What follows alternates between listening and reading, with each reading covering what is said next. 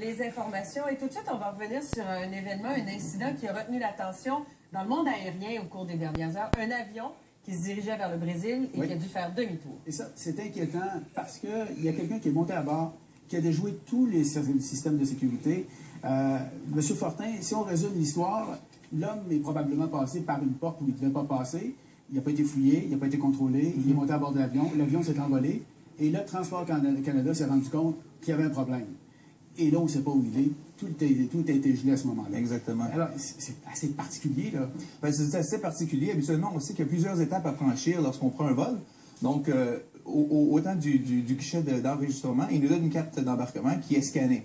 On rentre dans la file de la sécurité, on est scanné. On arrive à la sécurité, ils scannent notre carte. On s'en va à notre porte d'embarquement, ils scannent notre carte. Donc, il y a plusieurs étapes. Et dans le système, c'est marqué qu'on a été scanné à chacune des étapes.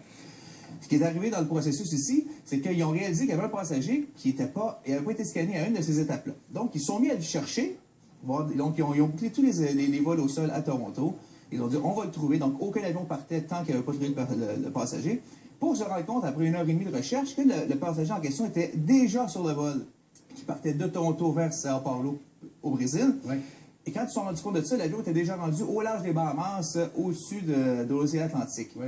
Donc, ils ont pris une décision, ils ont dit, bon, maintenant, qu'est-ce qu'on fait avec ça? Donc, ils ont sûrement contacté les autorités de certains pays dans la région, soit les États-Unis, les Bahamas ou peu importe. Et donc, ultimement, je pense qu'il n'y a aucun pays qui a voulu prendre la chance d'avoir un passager sans savoir qu'est-ce qui se passait avec l'avion. Parce qu'on peut voir sur la route de descente vers le Brésil, l'avion volait directement de Toronto vers le Brésil. Donc, il passe sur la côte est américaine et la Nouvelle-Angleterre.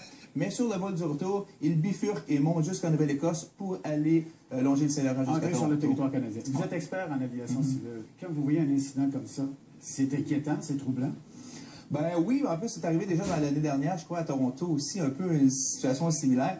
Encore là, c'est troublant, oui, ça a été plus troublant d'après moi si ça avait été volontaire. Le passager est revenu, il a été interrogé par la police et ultimement, la police l'a relâché disant que ça avait vraiment été un concours de circonstances qui fait que la personne s'est retrouvée quelque part qu'elle avait peut-être pas. J'en reviens pas, M. Fortin. Vous êtes expert en aviation civile. Moi, je voyage des fois en avion. Ouais.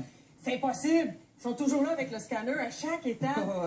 Mais il y a eu une négligence. Est-ce qu'il va y avoir réprimande? Est-ce qu'on sait comment ça a pu passer? Ben, pour l'instant, il va y avoir des grosses enquêtes pour l'aéroport de Toronto. Oui. Encore là, ça fait 2 fois que ça arrive cette année. Donc, il faut voir. Mais des fois, il y a une porte qui est passée par une mauvaise porte. Un employé qui passait par là, les employés passent, c'est un autre employé. On le laisse passer sans savoir et tout.